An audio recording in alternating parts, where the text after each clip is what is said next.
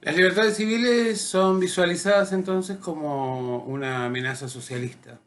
La burguesía tenía la conciencia exacta de que todas las armas que había forjado contra el feudalismo ahora se volvían en su contra.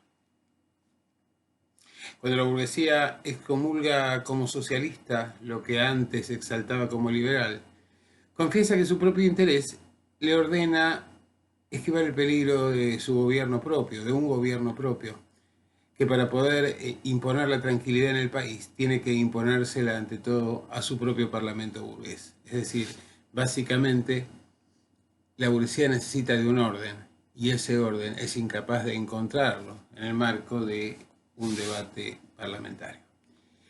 Las elecciones parciales de marzo de 1850 marcan una supremacía de la fracción socialdemócrata. Y en el mes de mayo se va a dar la abolición del sufragio universal. Hay una nueva ley electoral con restricciones.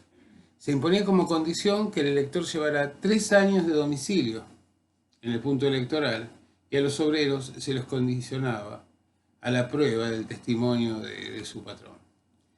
También se produce una intervención, un recorte de la libertad de prensa cuando se trate de publicaciones con tono revolucionario. El análisis de Marx de las restricciones sobre el sufragio universal señala que coincide con el auge económico, con el carácter provisorio de las conquistas liberales. La restricción de las libertades para Marx es una necesidad impuesta por la lucha de clases y además se define que la elección del presidente quedará en manos de la Asamblea Nacional o un mínimo de 2 millones de votantes. Aquí se da una nueva etapa de la lucha entre la Asamblea Nacional y Bonaparte. Por un lado se da la conformación de una cofradía compuesta por el lumpenproletariado, la Sociedad del 10 de diciembre, el ejército privado de Bonaparte. Exigencia de revisión de la Constitución. En caso de no revisión, se apelaba al pueblo en 1852. El partido parlamentario se sentía paralizado por un doble temor. Por el temor de aparecer como perturbador de la tranquilidad a los ojos de su propia clase, a los ojos de la burguesía. La caracterización de Bonaparte es que aparece o cobra vida un lumpen proletariado principesco, cooptación de los militares, de los desclasados, uso indebido de los recursos públicos. Hay un vaciamiento del poder de la asamblea, pérdida de ministros, ya no tiene ejército, con la oposición de la opinión pública, sin ley electoral y sin apoyo del pueblo. En ese contexto se produce una descomposición del Partido del Orden y una entrega del poder militar a Bonaparte en enero de 1851. Jean Garnier, jefe militar, se postuló para presidente en la elección de 1848, pero ocupó el último lugar con menos de 10.000 votos por cada millón. Un enemigo declarado de las instituciones republicanas, tenía una posición única en la defensa del poder del presidente, pero en enero de 1851 se opuso a la política de Luis Napoleón y fue privado en consecuencia de su doble mando. Y en el golpe de Estado de diciembre fue arrestado y enviado a masas hasta su expulsión en Francia por decreto del 9 de enero de 1852. Con la destitución de Jean Garnier y la entrega del poder militar a Bonaparte termina la primera parte del periodo analizado, el periodo de la lucha entre el Partido del Orden y el Poder Ejecutivo. La guerra entre ambos poderes se declara ahora abiertamente. Se libra sin restricciones, pero cuando ya el Partido del Orden ha perdido sus armas y sus soldados. Sin ministerio, sin ejército, sin opinión pública a su favor, sin pueblo, sin ley electoral. Hay un vacío de poder, no hay contrapesos. Y de este modo, el Parlamento volvía a ser el antiguo Parlamento francés, que entrega el poder de iniciativa al gobierno, al Ejecutivo. Bonaparte nos habla de un cretinismo parlamentario, donde se disgrega la postura de los partidarios del orden por intereses egoístas personales, abdicando de los intereses de clase. también ve una descomposición del Partido del Orden, remoción de los ministros y elección de funcionarios no parlamentarios desde el Ejecutivo.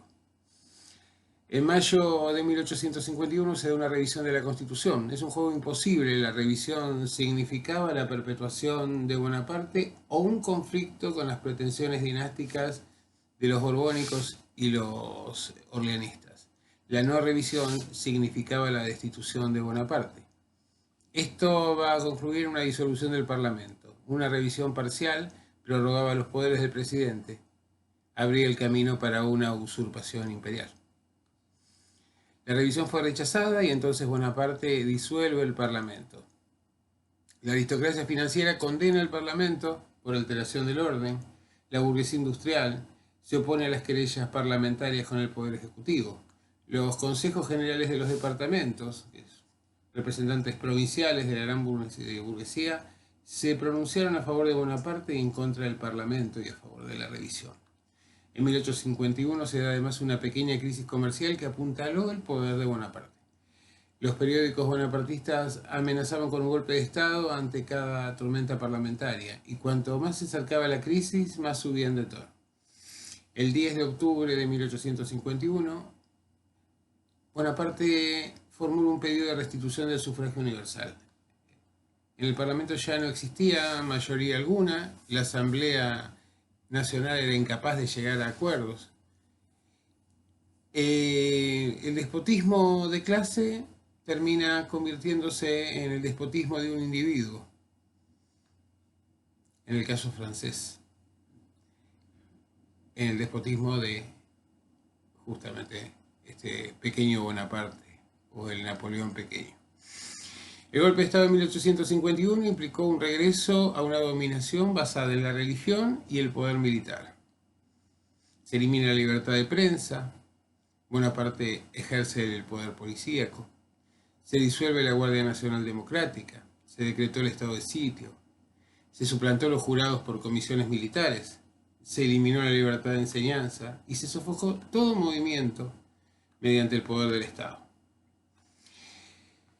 Como consecuencia de esto, que termina llevando a la monarquía a Bonaparte, para Marx se cierra un ciclo revolucionario, y señala diversas fases de la Revolución Francesa desde la perspectiva de la dominación de clase. La primera está marcada por el año 1789, con una profundización de la centralización, misión de romper todos los poderes particulares locales, territoriales y municipales, desarrollar todo lo que la monarquía absolutista había diseñado, la centralización. La segunda etapa, con Napoleón Bonaparte, se da un dominio de la burocracia. La tercera etapa es la restauración borbónica, donde se instala el poder de los grandes terratenientes. Es una dinastía de terratenientes. La cuarta etapa, con Luis Felipe de Orleans, es la etapa de la burguesía financiera o la dinastía del dinero. La quinta etapa, con Napoleón III o Napoleón el Pequeño, la autonomía del Estado frente a las clases sociales, apoyo de los campesinos parcelarios, que son conservadores. Bonaparte representa a la clase más numerosa de la sociedad francesa, los campesinos parcelarios, la dinastía de los campesinos. A continuación, Marx hace una evolución del sector campesino durante el proceso revolucionario. Napoleón I impulsa un pasaje de un campesino feudal a un campesino parcelario. En el periodo burgués se da un sistema de hipotecas, descomposición de la renta agrícola, pauperización de los campesinos.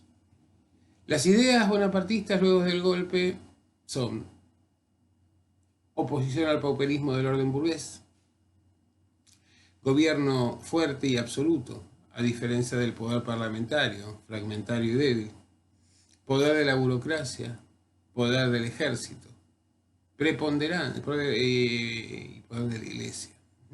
Es decir, básicamente la iglesia, el ejército, los campesinos parcelarios y este lumpen proletariado urbano constituyen sus puntos principales de respaldo.